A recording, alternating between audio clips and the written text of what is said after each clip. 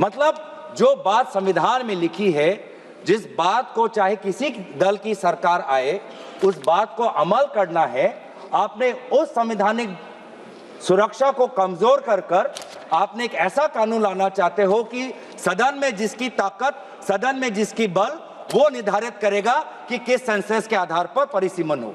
वाह, तो किस प्रकार से संविधान के पक्ष में हो। ये बिल महिला विरोधी है, ये बिल जाति जनगणना विरोधी है, ये बिल संविधान विरोधी है, ये बिल जो हमारे पूरे प्रदेश का, पूरे देश का जो फेडरल स्ट्रक्चर है उसके विरोध, फेडरल स्ट्रक्चर के विरोध। सर, हमारे अध्यक्ष महोदय,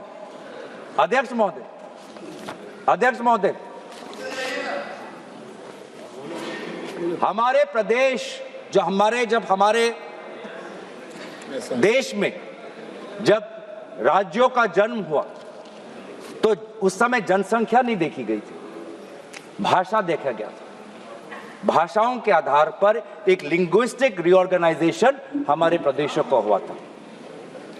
कहीं कहीं जो हमारी एथनिसिटी है, नॉर्थ ईस्ट के जो ट्राइब्स हैं, उनको पता है कि वो एक बड़े ग्रेटर असम के पार्ट में हैं, लेकिन कहीं ना कहीं उनको अपना परिचय बचाना था, अपने भाषा का परिचय, अपने एथनिसिटी का परिचय, अपने परंपरा का परिचय।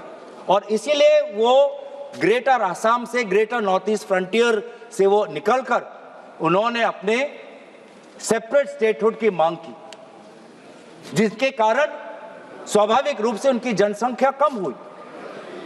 आज वो जो मांग उन्होंने की, अपने परिचय की, अपने स्वाधीनता की, अपने भाषा की, अपने जाति की, अपने परंपरा की, आज उसके लिए उनको प्रताड़ित किया जा रहा है, क्योंकि जनसंख्या के आधार पर उनकी कभी ताकत इतनी होगी नहीं कि सदन के अंदर कोई नागालैंड में का होकर बुलंद अपनी आवाज रखे, कोई अरुणाचल का होकर बुलंद अपनी आवाज रखे, कोई मिजोरम का होकर बुलंद अपनी आवाज रखे। आज भी हमारे भारत देश में कई ऐसे प्रांत हैं जो स्टेटहुड की मांग कर रहे हैं। गोरखा का एक मांग है, सेपरेट स्टेटहुड की मांग कर रहे हैं। और आज जब वो सेपरेट स्टेट होंगे तो उन्हीं की जो जनसंख्या है उनके कारण उनको कमजोर किया जाएगा।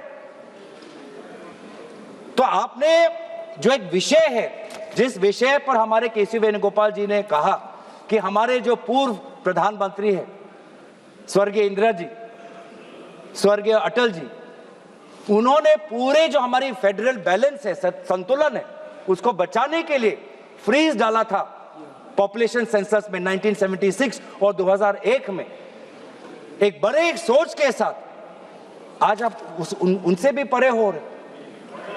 आप तो कांग्रेस के स्वर्गीय प्रधानमंत्री इंदिरा जी से तो बड़े अपने आप को समझते हो, आप स्वर्गीय अटल जी से भी अपने आप को बड़े सोचते हो, जो एक अटल जी से भी, स्वर्गीय अटल जी से भी अपने आप को आप बड़े स्टेट्समैन समझते हो। तो जो आज ये पॉपुलेशन की जो बात है, एक संतुलन की बात है, जिसको मैं काफी बारीकी से समझना है, फेडरल स्ट्रक्चर को के बैलेंस को पकड़ने के लिए बहुत सबको साथ, सारे प्रदेशों के मुख्यमंत्री, सारे विभिन्न दलों के साथ बातचीत करनी है। उसको आप महिला आरक्षण के नाम पर सबके बुलडोज कर रहे हो आप। हम दोबारा आपको कह रहे हैं, लाइए महिला आरक्षण, हम इसके विरोध में नहीं है, महिला आरक्षण लाइए, लेकिन ये परिसीमन के अटकेले और इस परिसीमन के जाल से इसको बाहर निकालिए, सरल करिए, आसान करिए, लागू करिए, ताकि हम सब देख पाए। इससे महिला आरक्षण के द्वारा आप अपने राजनीतिक रोटियों को मत सेकें। मैं दोबारा कोशिश करूंगा कि काफी परिसीमन को लेकर इस देश में गंभीर सवाल उठ रहे हैं, जिस सवालों का जवाब, जिस मसलों का समाधान पूर्व में हमारे स्वर्गीय प्रधानमंत्री ने किया है, और काफी एक बारीकी से काफी संतुलन उन्होंने सृष्टि करने में वो सफल हुए। उस संतुलन को आप अपने राजनीतिक रोटी के लिए, अपने राजनीतिक मुनाफा के लिए भारत के उस संतुलन को मत बिगाड़िए। आज भी हम एक, जैसे राहुल जी ने कहा है कई बार कि हम यूनियन है एक स्टेट्स के।